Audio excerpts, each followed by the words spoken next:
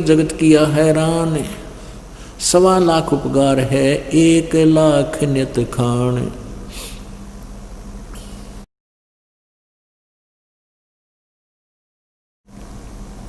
ऐसी दूती जोगनी जगत किया बैरून, आन अटक माने नहीं ये माया चढ़ी खून। दानी को नहीं देत है नहीं रखे वर्ष करोड़े, माया चाली सोम को बंधी सोम गल डोरे।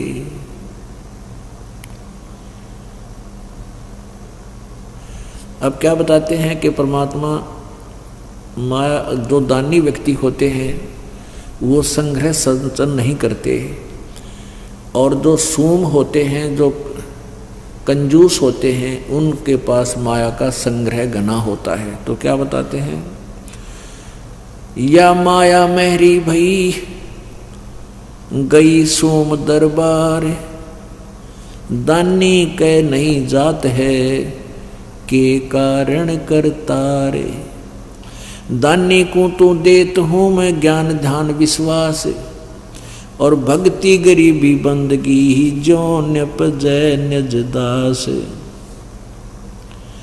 शील संतोष विवेक जो दया धर्म कुल साज, ज्ञानी गलता न रहे ना ममता की दाज। अब यहाँ प्रश्न उत्तर आप ही कर रहे हैं परमात्मा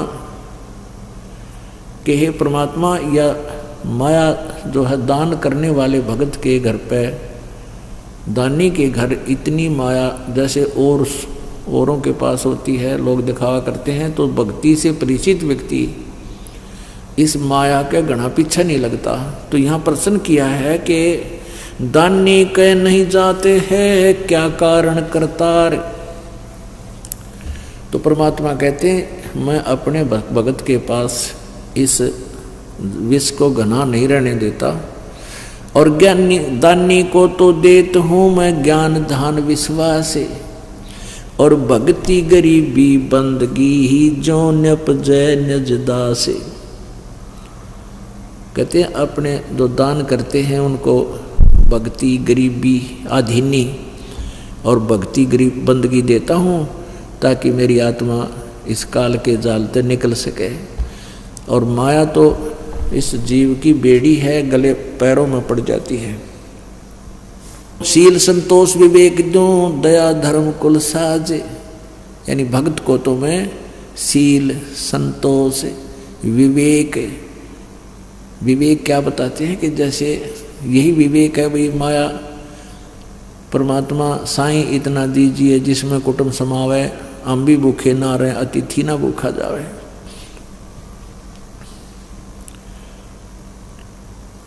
शील संतोष विवेक जो दया धर्म कुल साज, और उस पुण्यात्मा के अंदर दया भर देता हूँ, धर्म धार्मिक बनाता हूँ, और वो फिर इस माया की आग में नहीं जलता।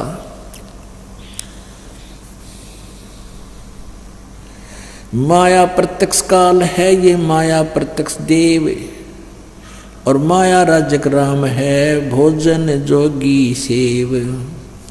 घेरे घारे काल है और सचे सर्वस जाए, ले डूबे गीतास को या माया जीवित खावे। कहते हैं जो संचित करते हैं, जोड़ते हैं, संग्रह करते हैं, वो तो खराब करेगी, ये तो काल है तेरा। भक्ति में स्नान करे आगे से मत रोक, चलती को तू चलन दे हंसा पावे मोख। साच बाच कर क्या कह रहे ये मुक्ता रहना संत, भोजन जोगी लीजिए या के बड़े बड़े दंत। गरीब रावण का कुल वंश सोने डूब गया दैमाही, रावण का कुल वंश सुन डूब गया दैमाही, और संचत संचत ना थक्या और पाया गाम न ठाई। माया कहते रावण के लिए माया जोड़न तो छे क्या नहीं, और फिर कहते हैं कि तेरा नामो निशान नहीं रहा हुआ, माया यही रहेगी। माया जोड़ सूम लगी पाप की पीठ, और साधु नैन ना देखते ये माया कौआ बीट, भक्त हैं संत हैं, कहते हैं ये माया के ऊपर आसक्त नहीं होते। क्या बताते हैं, इंद्र दा राज कागदा बिस्टा। परमात्मा कहते हैं जब आपको ये ज्ञान हो जाएगा ना सच्चाई, इस मालिक का तत्व ज्ञान, तो आपके लिए स्वर्ग का राज भी काग की बीट दिखाई देगी। पुण्यात्मा बहुत बुरी तरह बांध दिया अपने को यहाँ इस काल भगवान ने। अब इस यहाँ से आपका मन हटाने के लिए ये एंटीबायोटिक कैप्सूल दिए जाते हैं परमात्मा के इस तत्व ज्ञान के, और इनको बहुत गहराई से आपने सुनना है, बहुत सावधानी से और गहराई से विचार करना है, तब आपके अंदर इसका रिएक्शन होगा। आप अंधे हो रहे थे माया जोड़ने में, आगे पीछा कुछ नहीं देखते थे, हम सभी ऐसे ही थे। जब से मालिक का ये ज्ञान हुआ है, ओए होए,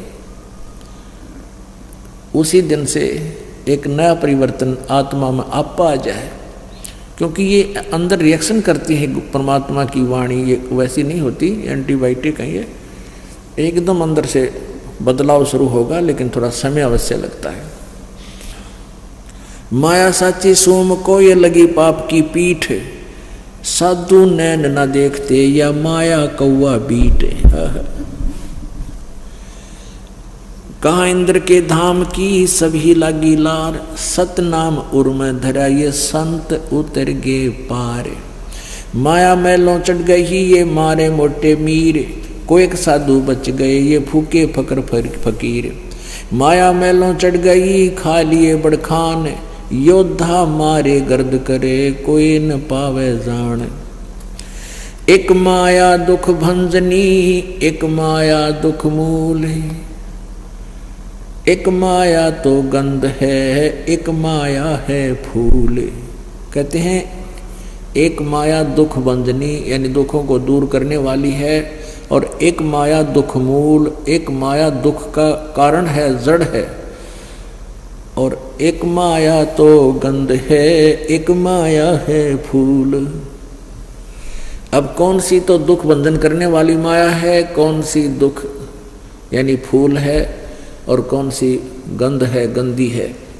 दान माया दुख भंजनी जोड़त है दुख मूल, अब है अंतर की गंध है या दिखत की है फूल।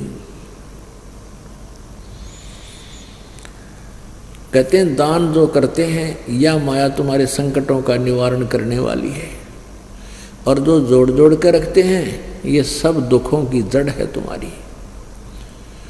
जिसके पास धन है उसको रात में भी नींद नहीं आती, क्योंकि धन 2 नंबर के काम बिना नहीं बनता, और 2 नंबर के काम में दिन रात दुखी रहा इंसान। फिर वो माया न कोई ले जाएगा, कोई दे को ना को कभी किसी बात की चिंता, फिर झगड़ा हो जाए, लट्ठम लट्ठा मुकदमे चाला है बिरानवाटी। तो क्या कहते हैं कि दान माया दुख बंधनी संत है दुख मूल, अभय अंतर की गंध है दिखत की तह है फूल। माया सर्वस्मान है माया सर्वस मध्य, दास गरीब सतगुरु कहें यह तजो काल की हद, यानी काल की हद इसकी बाउंड्री से बाहर चलो जब सुख होगा। मन तू सुख के सागर बस रे भाई और न ऐसा यस रे। मन तू सुख के सागर बस रे भाई और न ऐसा यस रे।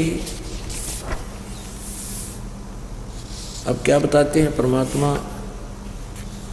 परमात्मा से परिचित होने के बाद गरीबदास साहिब जी कबीर परमेश्वर की महिमा बता रहे हैं। मन तो सुख के सागर बस रे भाई और न ऐसा यस रे। अब सुख का सागर क्या है? सुख सागर, सतलोक को सुख सागर बोला है परमात्मा ने।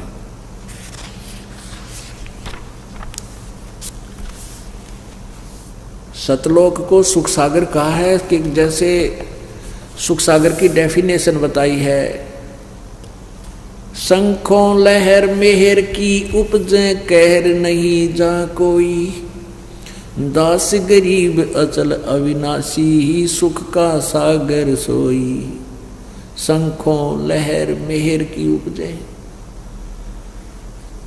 पुण्यात्माओं, अब आपको यह बात समझ में आवेगी। आज से 200 वर्ष पहले, 150 वर्ष पहले और उससे और पीछे जाओगे तो इंसान इतना दुखी नहीं था जितना ईब दुखी है। और अब हमने ये माया का जो नकली सुख गणा दिखा है, जैसे कार होगी, कोठी होगी, अच्छे चटक मटक कपड़े सुंदर पहनना हो गए, तो हम आज नो दिखे हैं कि बड़े समाज जो है ना विकसित हो गया, शिक्षित हो गया और बड़ा सुखी है। इतना महादुखी है। कितना देख लो जाके, ऑफिस में देख ले जो नौकरी करते हैं, 24 घंटे टेंशन रहती है। घर में देख ले, आज सी आग लग रही है ना, सास बहू की बनती है, ननंद केला बहू, भाभी गेला झगड़ा भाव आपस में, यानी 100 प्रकार की व्यवस्था, भाई भाई का आपस में मुटाव, बच्चे होते थोड़े सियाने जब पता नहीं किस प्रकार की व्यवस्था बन जाती है। तो कोई भी जीव सुखी नहीं है। अब आपका यह बात समझ में आएगी। अगर 200 वर्ष पहले भी परमात्मा भी आए थे, एक तो शिक्षा का अभाव बना था और दूसरा ये था कि आदमी अपनी इतना काल नहीं था जितना वर्तमान में है। इतनी बीमारियां, दुख नहीं थे, अच्छा आहार था। आज से 50 वर्ष पहले की तो हमें याद है, कम से कम 10-12 साल के हम समझने लगे थे। उसमें जो हम दूध, घी और अन्य अन्न आहार करते थे, वो टेस्ट आज नहीं रहा उस अन्न में, ना घी में रहा, ना दूध में रहा, और ना वो शरीर ऐसा स्वस्थ और ऐसा तगड़ा रह रहा। तो कहने का भाव ये है कि पहले हम बहुत ठीक थे और भगवान को हम उसी समय चाहते हैं जब चौगर देते हमारी जो है ना 92 वाले। तो आज कोई सुखी नहीं है और इसलिए परमात्मा एक ऐसी शक्ति है, उसको बारे में हमें पता भी होता है कि जो किसी से भी काम ना बनाओ भगवान किया करे, तो फिर हम भगवान की तलाश में चलते हैं। तो आज एक और हमारे लिए वरदान बन गया कि हमने, आप जी ने अब से पहले जितने भी आपके पूज्य देव थे सारे आजमा के देख लिए, और जितने संत थे, पंथ थे, उड़ धक्के खा के देख लिए, कोई लाभ नहीं हुआ। और फिर यहाँ आके देख लो, रोज नए सुख देगा आपको परमात्मा, और सुख देगा इसलिए कि आप फिर यहाँ आया करोगे और भगवान के इस गुण को समझोगे, परमात्मा को पहचान पाओगे। तो क्या बताते हैं कि शंखों लहर मेहर की उपजे और कहर नहीं जा कोई, दास गरीब अचल अविनाशी सुख का सागर सोई।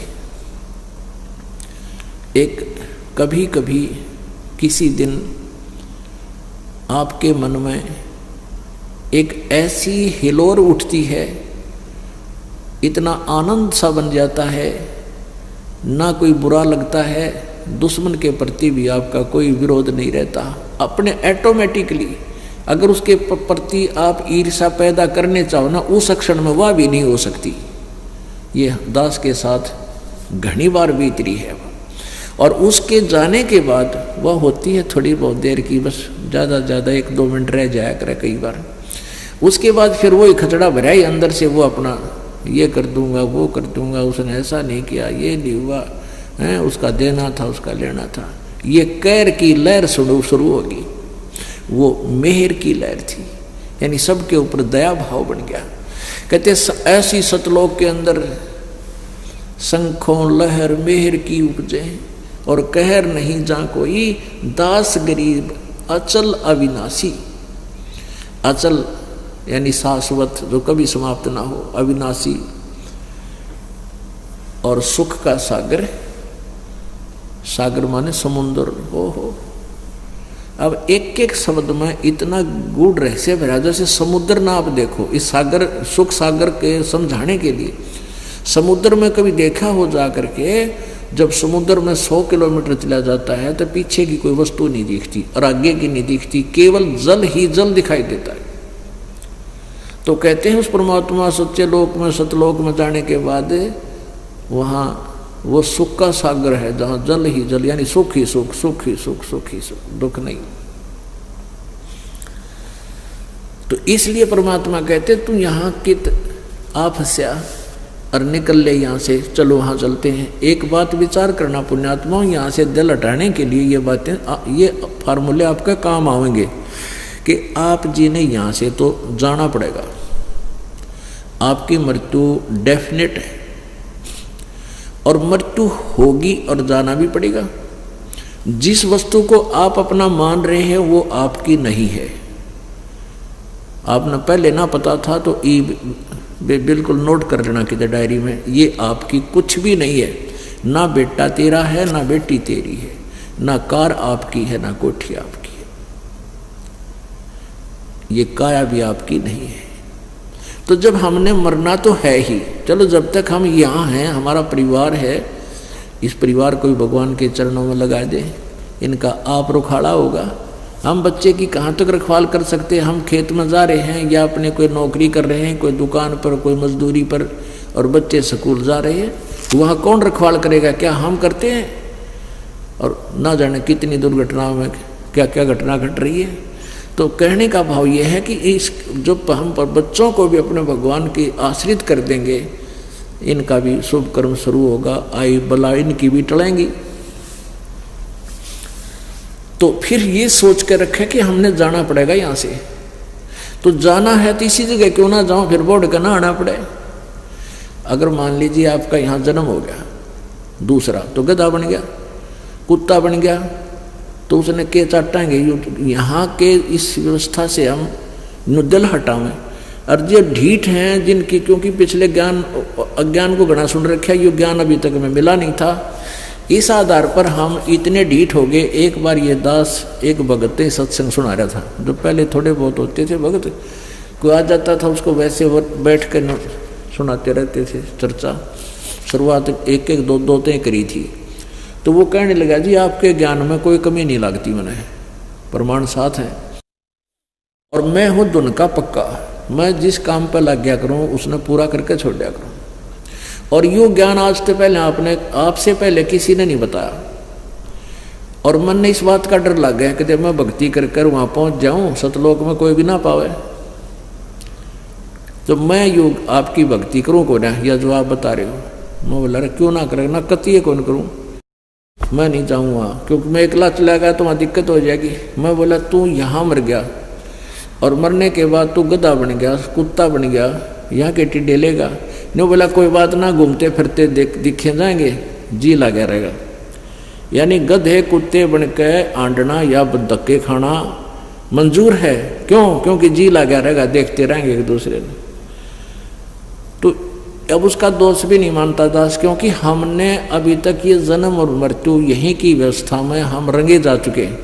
अब इन एंटीबायोटिक से, इस यथार्थ ज्ञान से फिर यहाँ से मन हटेगा, और यहाँ से मन हट लेगा तब हम वहाँ हमारा अगला पैर जागा, नहीं तो नहीं जाएगा। यहाँ से हट लेगा तब हमारी वहाँ सुरती दिन रात वहीं रहेगी। हे भगवान यहाँ जन्म ना देना, हे परमात्मा यहाँ जन्म ना देना, क्योंकि जन्म होते ही फिर हुआ है बीमारी शुरू।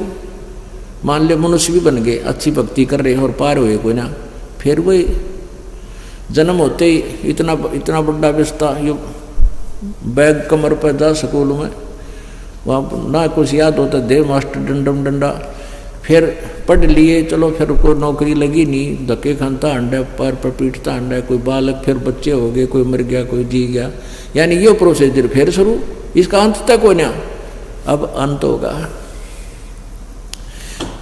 अब क्या बताते हैं परमात्मा, कहते हैं तू यहाँ जो इन सुखों को तो सुख मानकर यहाँ जकड़ा हुआ है, उसके विषय बताते हैं। मन तू सुख के सागर बसरे, भाई और न ऐसा यस रे। यानी तू यहाँ महिमा बनाना चाहता है, कोई जैसे 2 कोठी बना ली बढ़िया है, आसपास के गांव में नगर में चर्चा होगी, वह बड़ा पैसे वाला आदमी बन गई महिमा। फिर कोई राजनेता हो गया है और कोई अच्छा एक आधा कोई काम कर दिया, फिर वहाँ यश हो गया और फिर उसका बना दिया कोई स्टैच्यू, और वो स्टैच्यू तो बना रखा है। यहाँ तो लोग साल भर में उसकी एक बार कोई जन्मदिन मना ले है, वो बन रहा है वो कुत्ता, और स्टैच्यू पे मूछ का जा अपने पे, या कौवा बन के ऊपर बीट करे उससे पे बैठ के, तो के महिमा हुई, के यश हुआ ये। वो उधर गधा बना हुआ है और उसका जन्मदिन मनाया जा रहा है यहाँ पर एक महान नेता होने के कारण।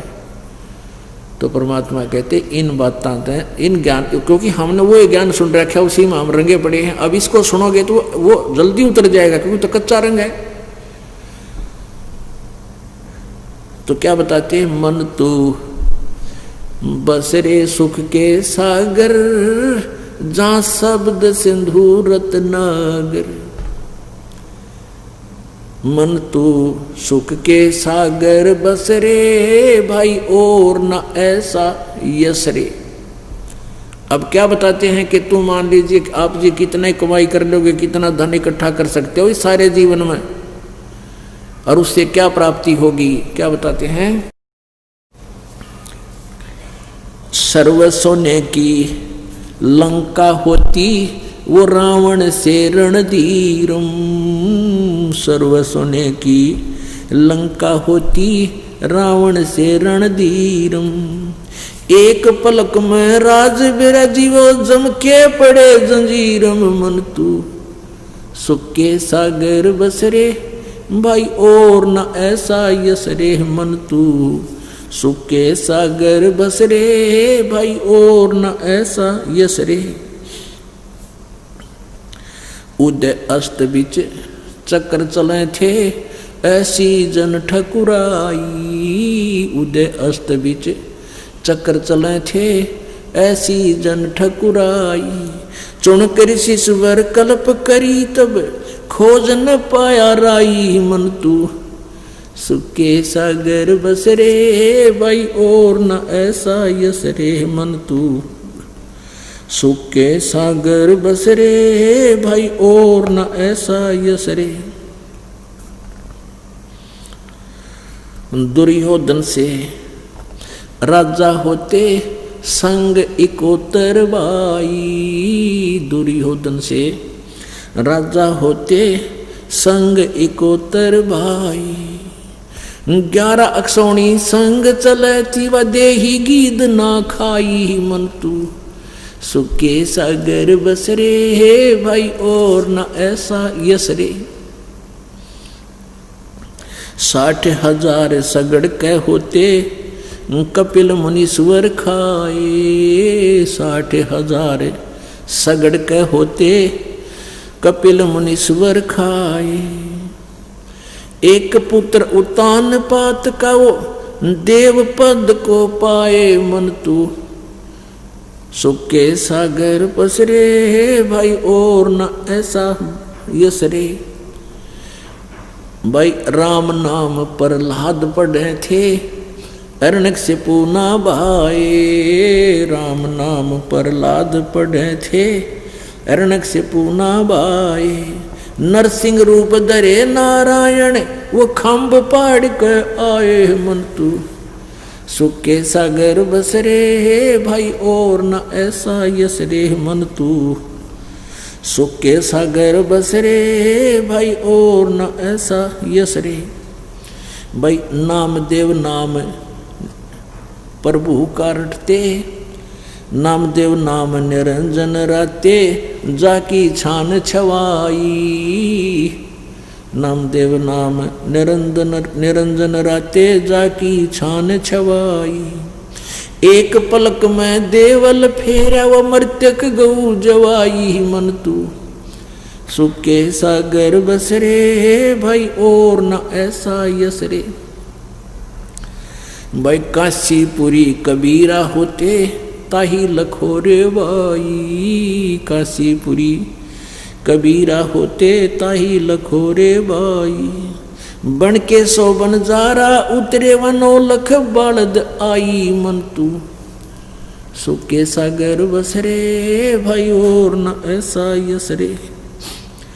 भाई कनक जनेऊ कंद दिखाया भक्ति करी रविदासा। कनक जनेऊ कंद दिखाया भक्ति करी रविदासा। दास गरीब कौन गति पाव वो मगहर मुक्त विलासा। मन तू सुके सागर बसरे भाई और न ऐसा यसरे। मन तू सुके सागर बसरे भाई और न ऐसा यसरे। अब यहाँ इस शब्द के अंदर संत गरीबदास जी ने परमेश्वर की महिमा सारी बता दी। क्या बताया है कि सर्व सोने की लंका थी वह रावण से रणधीरम, और एक पलक में राज विराजी और जम के पड़े जंजीर। सारी सोने की लंका बना रखी थी, सोने की, स्वर्ण की, गोल्ड की, और सूरवीर था रावण। और जब उसका अंत हुआ एक पलक में राज विराजी यानी राज से रहित हो गए और काल के फंद गिर गए। पता नहीं किसी और नहीं मजा होगा। फिर बताते हैं उदय अष्ट भी चक्र चले थे ऐसी जन ठकुराई, और तुणक ऋषि स्वर कल्प करी फिर खोज न पाया राही। पिछले पुनः के आधार से एक मान दाता नामक चक्रवर्ती राजा था।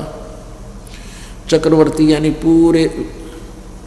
पूरी पृथ्वी पर उसका शासन था। और एक बार फिर उसके जब समय आ जाता है ना, बैटरी डिस्चार्ज हो जाती है, आगे भक्ति करते कोई ना न्यो दुरुक्ति हुआ कर उनकी। उसने एक घोड़ा छोड़ दिया, उसके साथ सैकड़ों सैनिक साथ भेज दिए, और घोड़े के गले में एक पंपलेट लटका दिया कि जिसने पृथ्वी के ऊपर जिस भी किसी नीचे छोटे राजा ने, किसी नरेश ने चक्रवर्ती राजा यानी मानधाता राजा की अधीनता स्वीकार नहीं है, वो युद्ध करने के लिए तैयार हो जा और घोड़े को पकड़ ले। तो वो घोड़ा सब जगह घूमया, किसी ने नहीं पकड़ा। एक टुणक नाम के ऋषि थे, टुणक नाम के ऋषि थे। उन्होंने वेदों अनुसार ज्ञान को अपने आप निष्कर्ष निकाला कि यजुर्वेद अध्याय नंबर 40 के श्लोक नंबर 15 में लिखा है कि ओम कर्तु समर किलवे समर और कर्तुम समर। क्योंकि वेदों में पूर्ण परमात्मा की महिमा कलम तोड़ गाई हुई है, लिखी हुई है, लेकिन पूजा की विधि केवल ब्रह्म तक की ही है, ओम नाम का जाप है। पूर्ण परमात्मा की भक्ति के लिए, उसकी विधि साधना के जानकारी के लिए ऑप्शन छोड़ रखा है कि कुतत्वदर्शी संत जो परमेश्वर की वाणी से परिचित हो उससे जाकर उपदेश ग्रहण करो, वो बताओगा पूर्ण परमात्मा के पाने का मार्ग। इस बात को वो समझ नहीं सके, उन्होंने ओम नाम को पूर्ण परमात्मा का जानकर साधना शुरू कर दी। हजारों वर्ष तक साधना करते रहे, साथ में हठ योग करते रहे, एक स्थान पर बैठकर उससे सिद्धियां आ जाती हैं।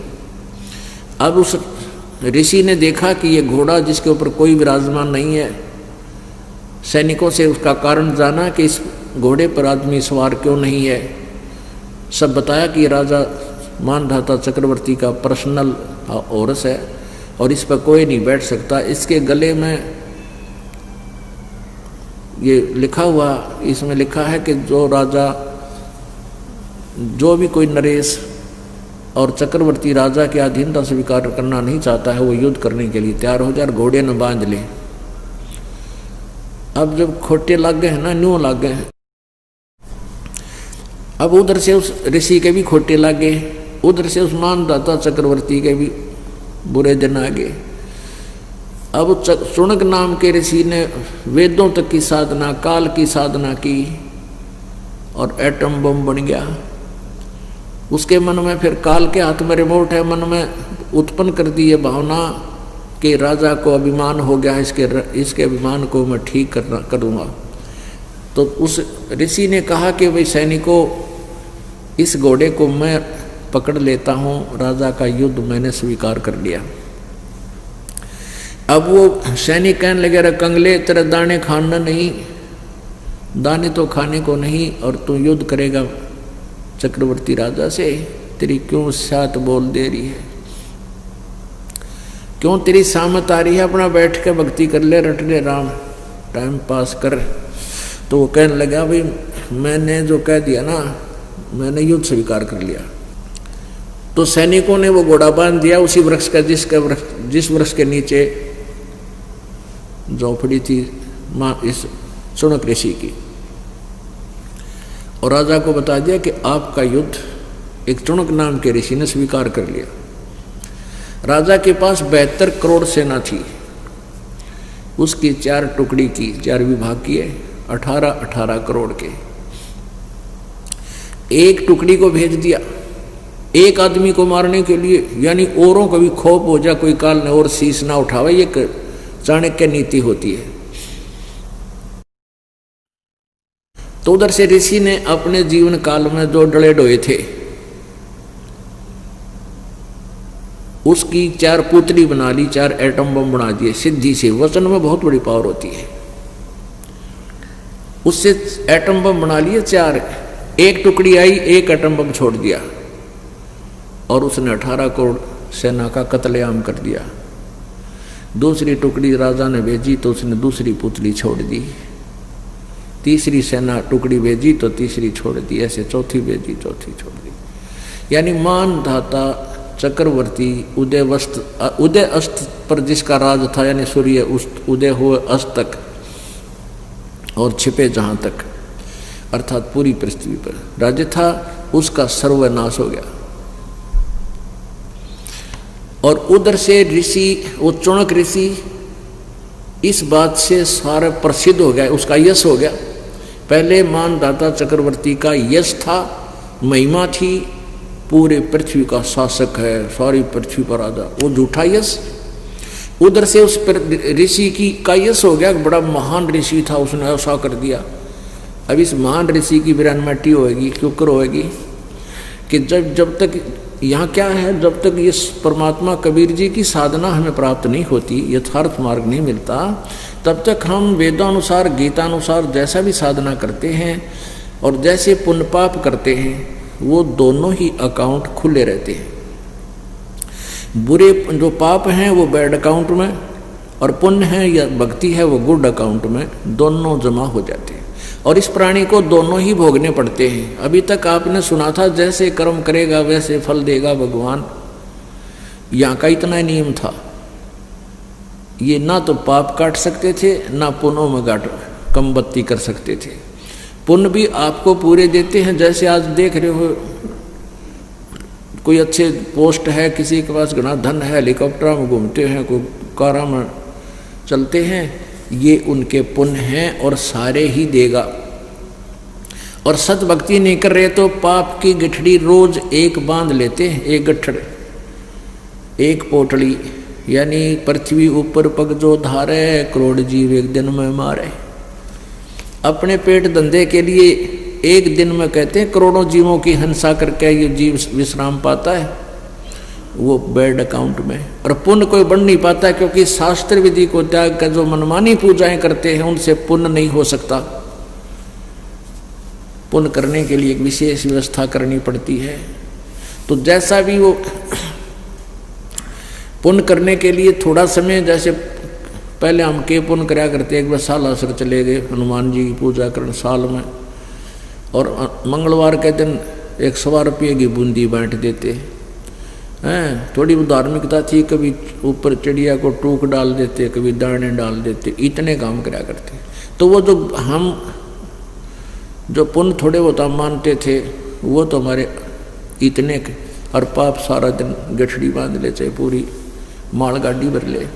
तो कहने का भाव ये है कि उस ऋषि ने जो पुण्य किए थे वो भी भोगेगा, स्वर्ग में चला गया, महास्वर्ग में चला गया इस ओम नाम के जापते ब्रह्म की साधन। वहां भी कहते गीता जी अध्याय नंबर 8 के श्लोक नंबर 16 में कहा कि ब्रह्मलोक पर्यंत, यानी ब्रह्मलोक तक जितने भी लोग हैं वहां गए हुए प्राणी फिर पुनर्जन्म में आते हैं।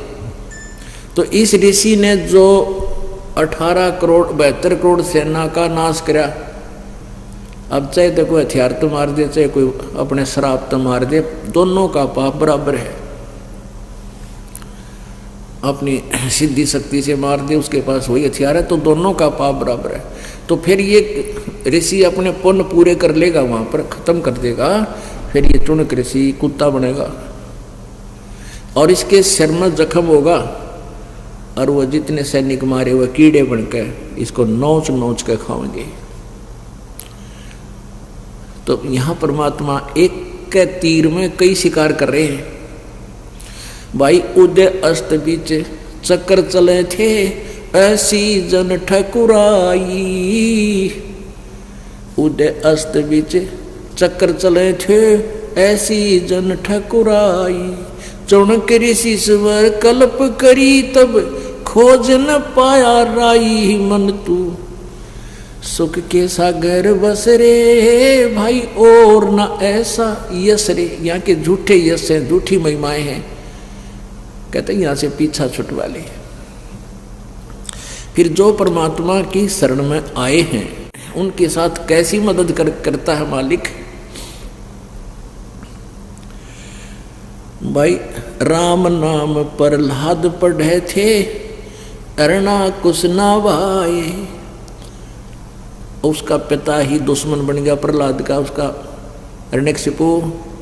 क्योंकि प्रहलाद कहा करते पिताजी परमात्मा की भक्ति से ही जीव कल्याण हो सकता है, आपके नाम से आपकी भक्ति से नहीं हो सकता। इससे बात पर पिता पुत्र का झगड़ा शुरू हो गया। मान बढ़ाई में आकर के मेरा ही पुत्र मेरी आज्ञा का पालन नहीं करता है, तो खूब यातनाएं दी। आखिर में परमात्मा ने उसका बक्कल तारा। कहते हैं ब्राह्मण बाणा क्रम कसाई, हिरण्यकशिपु छाती तोड़वाई। तो यहाँ कहते हैं राम नाम प्रहलाद पढ़े थे, हिरण्यकशिपु ना भाए, यानी उसने अच्छा नहीं लग गया। और नरसिंह रूप धरे नारायण, खम्ब पाड़ के आए। कि जो भक्ति करते हो आपके साथ भगवान रहेगा, आप प्रापत्ति आएंगे उनको हल्का करेगा और बिल्कुल को आखिर कर देगा, अनर्थ कर देगा, फिर आगे भगवान उसका बक्कल तारेगा, उनकी मदद की जाती है। और ये जैसे मानदाता, जैसे चक्रवर्ती, पूरी पृथ्वी का राजा जो सत भक्ति नहीं कर रहा था उसकी बिरान माटी हुई, कुल नाश हुआ। ये डिफ्रेंशिएट कर रहे हैं हम कि यहाँ के सुख को और भक्ति नहीं करते उन व्यक्तियों का, और जो साधना सत करते हैं उन भक्तों की में कितना अंतर होता चला जाएगा। नामदेव नाम निरंजन राते, जाकी छान छवाई। नामदेव जी कहते हैं परमात्मा की भक्ति किया करते थे, तो उसके साथ कैसी लीला की परमात्मा ने। नामदेव नाम निरंजन राते, जाकी छान छवाई। एक पलक में मंदिर फेरा, व मर्त्यक गौ जवाई। मन तू सुके सागर बसरे, भाई और न ऐसा यश रे। अभी नामदेव जी के बारे में आपको बताया था। नामदेव जी इस रोहिला कास्ट में, छिपा जाति में, छिम्बी बोले हमारे का ना, छिम्बी जाति में इनका जन्म था। ये पूर्व संस्कार के बहुत अच्छे, पूर्व जन्म के बहुत पुण्यकर्मी प्राणी थे, और जिनके पिछले जन्म के संस्कार होते हैं भक्ति के, वो डटे नहीं डटा करते, उनके अंदर वो अपने आप अंगड़ाई लेती है वह भक्ति। परमात्मा स्वयं कबीर जी भी जगह जगह आते हैं, रूपांतर कर लेते हैं भक्ति की स्थिति बनाए रखने के लिए। और काल भगवान चाहता है कि ये भक्ति नाश हो जाए, भगवान में आस्था किसी की रह नहीं, ये गलत साधनाएं करें, शास्त्र विधि त्याग कर मनमानी पूजाएं करके ये जीव, ये मनुष्य परमात्मा के लाभ से वंचित रहे, और इनके मन में भगवान की आस्था हट जाए, ये नास्तिक हो जाए। जैसे पूरा चीन नास्तिक हो गया, चीन कंट्री, उधर से रूस नास्तिक हो गया, पहले सभी धार्मिक थे, और चीन जो है महात्मा बुद्ध का अनुयायी था। उनके द्वारा बताए गए साधन भक्ति से किसी को लाभ हुआ कोई आध्यात्मिक, तो उन्होंने यही मान लिया कि भक्ति तो अपने ही कर्म से हम करके जो हाथों से वही लाभ उठा सकते हैं, परमात्मा कोई लाभ नहीं देता, और काल यही चाव है। तो ऐसे ये काल हमारे साथ ठगी कर रहा है। तो परमात्मा कबीर परमेश्वर जी स्वयं आते हैं और अपनी महिमा बनाकर चले जाते हैं, ताकि जब तक ये कलयुग ये समय है वो जिसके लिए भगवान आते रहे, यही वेद प्रमाण देते हैं। और अपनी भगवान की सतीथि के परमात्मा कुछ कर सकता है, सब कुछ कर सकता है, अनहोनी कर सकता है, होनी कर सकता है, अनहोनी को होनी कर सकता है, और तभी हमारी आस्था भगवान में बनी रहती है। तो नामदेव जी ने परमात्मा कबीर जी से उपदेश लेने से पहले, और पुरानी संस्कार से जैसे हम कोई गुरु नहीं बना रखा था, फिर भी इतनी धार्मिकता थी, भगवान की मंत्र करते थे सुबह से हम, जो भी जैसा याद था, श्रद्धा थी पूरी। ऐसे नामदेव जी में एक बार एक मंदिर में आरती चल रही थी, और नामदेव जी, और उस समय क्या था कि उस मंदिर में ब्राह्मणों के अतिरिक्त किसी अन्य को प्रवेश नहीं होने दिया जाता था। मंदिर में आरती चल रही थी, घंटियां बज रही थी, और नामदेव जी किसी कामवश उस मंदिर के पास से गुजर रहे थे।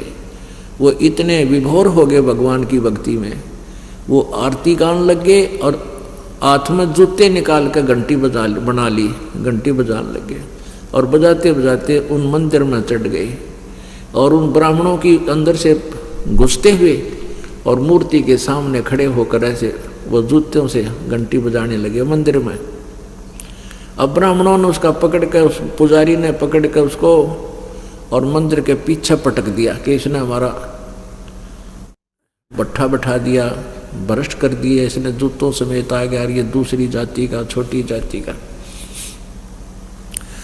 अब नामदेव जी पीछे धक्का दिया, पीछे बैक साइड में पड़ गए, और पड़े पड़े भी उस भगवान की आरती गा रहे हैं और वो घंटी बजा रहे हैं जूतों से।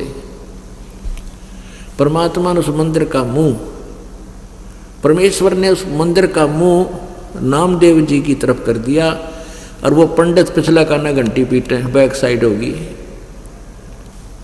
अब परमात्मा का नाम लेने से, कबीर जी की शरण में आने से पहले भी नामदेव जी साधना करते थे। क्यों करते थे? क्योंकि उसमें पिछले संस्कार थे। और फिर परमात्मा का नाम लेने के बाद परमात्मा जिस स्थिति पर उनको लाना चाहते थे कि इस ओम से ऊपर भी कोई और मंत्र है, इसको नामदेव जी स्वीकार करना नहीं चाहते थे। भले गुरु बना रखे थे, लेकिन उनके मन में जगह नहीं थी सतनाम प्राप्ति की। तो उधर से क्या, नामदेव जी 2-3 दिन के बाद उस रंका और बंका के घर पर गए, क्योंकि गुरु भाई होने के, बाण भाई होने के कारण आपस में कभी कभी बैठकर चर्चा किया करते थे। तो जो ही वो नामदेव जी रंका के घर पर गया, वहां के देखा कि उनकी लड़की वंका एक पट्टी तैयार करे थी, जैसे देसी हिसाब किताब तो को जड़ी बट्टी कूट काट के पट्टी तैयार करे थी किसी जख्म पर बांधने के लिए। नामदेव ने पूछा, बहन क्या हो गया, किसको क्या लग गया, क्या आंटी को कुछ हो गया या अंकल का कुछ चोट लग गई? कहने लगी, रे नामदेव तू बाज नहीं आता।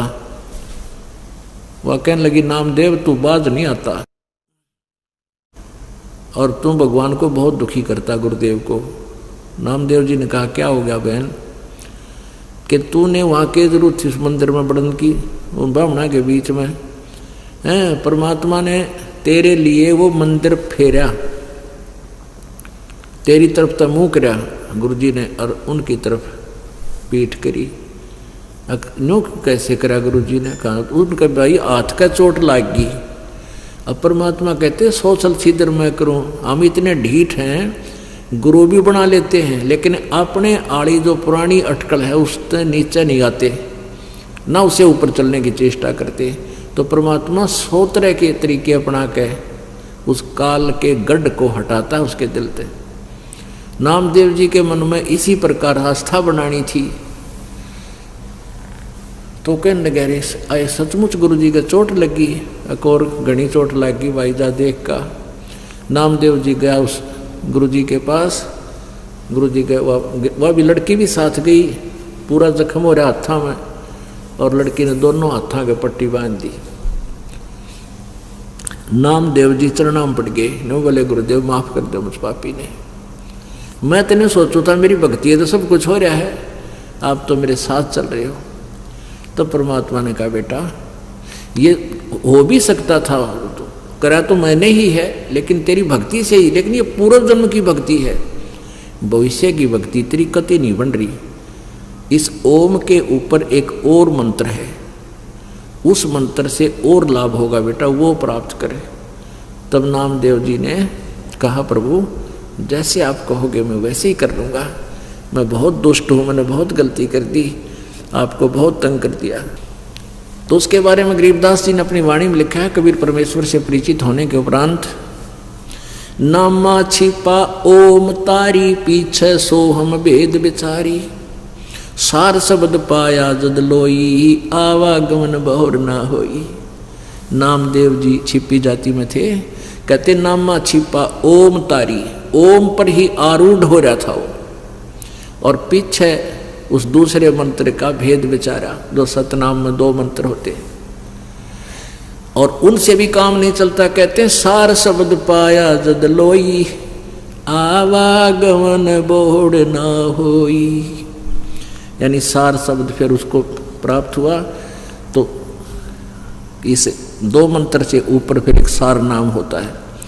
तो कहने का भाव ये पुण्यात्माओं की यहाँ का जो सुख है ये नकली सुख है, जो ओरिजिनल सुख है सतलोक में है, और उसको प्राप्ति का अब विधि भी और साधन पूरा आपको प्राप्त होगा।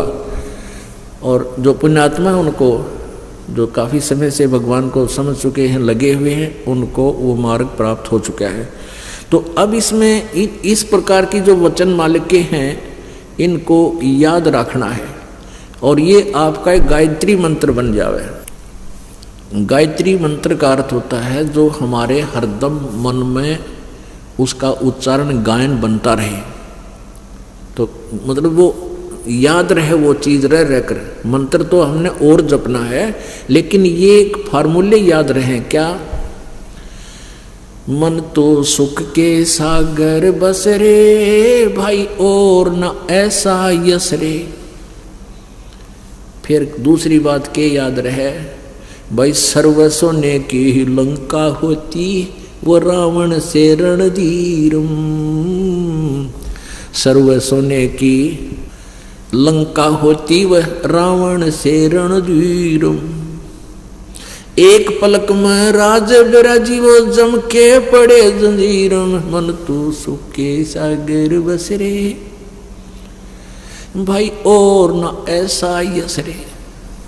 फिर क्या बताते हैं, मन तू बसरे सुख के सागर, जहाँ शब्द सिंधु रत्नागर, मन तू बसरे सुख के सागर, जहाँ शब्द सिंधु रत्नागर। अब यहाँ से मन हटाने के लिए, क्योंकि काल के लोक में हम रह रहे हैं, आप जी यहाँ से जाते हो, परिवार में हो सकता है पूरा परिवार भी उपदेशी हो आपका, नहीं तो ज़्यादातर किसी परिवार में 2 नाम ले रखा है, किसी ने 1 न ले रखा है, और पूरा परिवार भी अगर उपदेशी है तो ना रिश्तेदारी में कोई या चर्चा है, ना पड़ोस में है, ना गांव में, ना कहीं आप कार्य में जाते हो वहाँ कोई चर्चा नहीं मालिक की। तो आपको इसलिए ये बताया जाता है कि ये रह कर याद रखो इस बात ने, नहीं तो संसार की चकाचौंध में आपको भूल पड़ जाएगी। के याद रखे, मन तू बसरे सुखे सागर, जहां शब्द सिंधूरत नागर। कोट जन्म तन भ्रमत हो गए, कुछ ना हाथ लग्या रे, कुकर सुकर खरबा बोरे, कौआ हंस बुगारे। कोटि जन्म तू राजा क्यों ना, मिटी न मन की आशा, भिक्षुक होकर दर दर घूम्या, ये मिला ना निर्गुण रासा। अब ये बारग ना मिलने से जो आज आपको प्राप्त है, ये आध्यात्मिक यानी सत्य मार्ग तत्व ज्ञान ना मिलने से आप जी ने कैसी कैसी सुविधाएं भी प्राप्त की, ओम तक के नाम की जाप करके। क्योंकि पहले सब वेदों अनुसार साधना ही करते थे। या तो कलयुग में काल ने बिजली गिरनी थी, 36 पंथ बना दिए, 36 नाम नारे नारे बना दिए, उनको कोई लाभ होना ही नहीं, सब दुखी हो गए। वेदों अनुसार साधना करने से भी जीव को, जैसे आप जी को महावीर जैन जी की जो जीवनी कई बार दिखाते हैं, उन्हीं के द्वारा लिखी हुई, यानी जैनियों के द्वारा लिखी हुई, तो उसमें क्या लिख रखा है कि 30 करोड़ बार तक गधा बना, 60 करोड़ बार गधा बना, 30 करोड़ बार कुत्ता, और बिरन कितना लिख रखा है। और फिर लिखा है 80 लाख वर्ष बार, 80 लाख बार देवता बने। तो ये है यहाँ का कि पुण्य अलग लिखे जाते हैं, पाप अलग, पुण्य भी भोगने हैं, पाप भी। ये जो परमात्मा का जो विधान है ये क्लियर हुआ। तो 80 लाख बार तो देवता बन गए महावीर जैन जी का जीव, और 60 करोड़ बार गधा तो एक कब बना बतेरा, 60 करोड़ तो बहुत बूढ़ा काम हो जाए उसके जी ने। तो परमात्मा ये बताना चाहते हैं, कोट जन्म तन भ्रमत हो गए और कुछ नहीं हाथ लगा रे। आज आप करोड़पति हैं और कल मृत्यु हो जाए फिर क्या, गधापति उड़ा कि तो कुमार का फंसा पावे दे लट्ठम लट्ठा। तो परमात्मा कहें कोट जन्म तन भ्रमत हो गए, कुछ ना हाथ लगा रे। कुकर सुकर, कुत्ता गधा सुअर खर, कुकर सुकर खरबया बोरे, कौआ हंस बगारे। कोटि जन्म तू राजा की न्या। अब छोटी मोटी कोई सुविधा प्राप्त करके तू चौड़ा हो रहा है, करोड़ जन्म तो तू राजा बन लिया, फिर बुरान माटी होगा मेरा, और फिर मांगता फिर मनुष्य जीवन हुआ तो फिर माना कि तो मजदूर बन गया। कोटि जन्म तू राजा की न्या, मिटी न मन की आशा। आप देखते हो जैसे कोई सरपंच बन जाता है तो इतना सोचा है मैं अगले बार चेयरमैन बनूं ब्लॉक का, फिर वो भी मान ले सूत बैठ जाए ना, सोचा कि एमएलए में टिकट मिला है। एमएलए बन जाता है तो सोचा मंत्री का दाव तो लगे ही लगे, और मंत्री बन जाए है तेनों उकड़ू हो जाए ना, सोचे शायद अगली योजना में चीफ मिनिस्टर बन जाऊं। चीफ मिनिस्टर बनने के बाद ये उसकी नीति रहती है कि मैं प्रधानमंत्री बनूं, और फिर काल के बना देता है। जब इनकी पुण्य समाप्त हो जाते हैं वो वहीं कड़च कर देता है। जैसे पीछे आपने पढ़ा था आंध्र प्रदेश का मुख्यमंत्री जी हेलीकॉप्टर से क्रश हो गया, 3 दिन में तो उसकी लाश पाई थी कि पड़े सौ, और उनकी पता नहीं क्या क्या आशाएं थी। बात ये नहीं है कि आप ना मरोगे हम ना मरांगे, लेकिन हम मरेंगे तो लेकिन भक्ति की गिठड़ी बांध के ले जाएंगे संग्रह करके, हम खाली नहीं जावांगे। और इस भक्ति के कारण हम सतलोक पहुंच जाएंगे जहां कभी मृत्यु नहीं होगी। कहते हैं कोटि जन्म तू राजा की न मिटी न मन की आशा, नहीं यूं कर दूंगा यूं कर दूंगा, और फिर इतने टिकट कट ले। जो करना था वो छेड़े भी, वो शुरुआत भी ना करी जो करना चाहिए था मनुष्य जीवन से।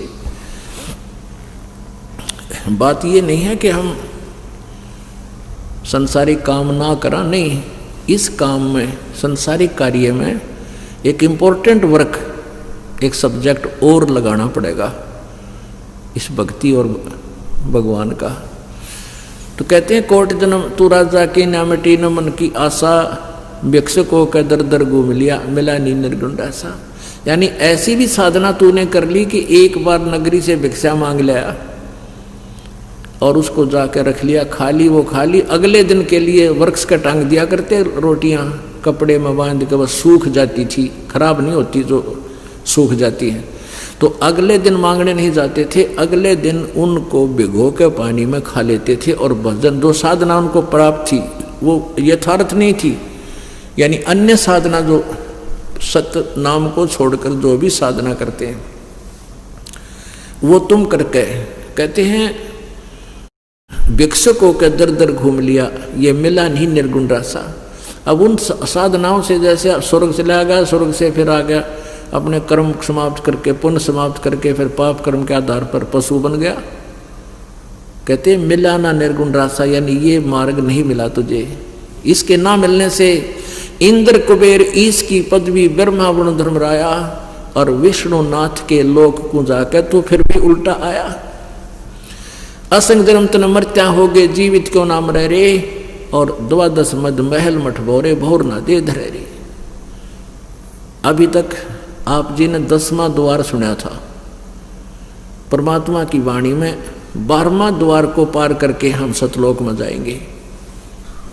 अब पुण्यात्माओं, अब 12वां द्वार बताया जाता है तो एकदम झटका लगे। पुण्यात्मा तो इस चीज से प्रभावित होते हैं कि हमने तो आज तक 10वां द्वार सुना था, तो 12वां द्वार परमात्मा की वाणी और ये संत बता रहे हैं तो भी बहुत अच्छी बात है, क्योंकि दास जो बताएगा वो अपने सदग्रंथों में लिखी होगी और जो सदग्रंथों में लिखी वो फाइनल होगी।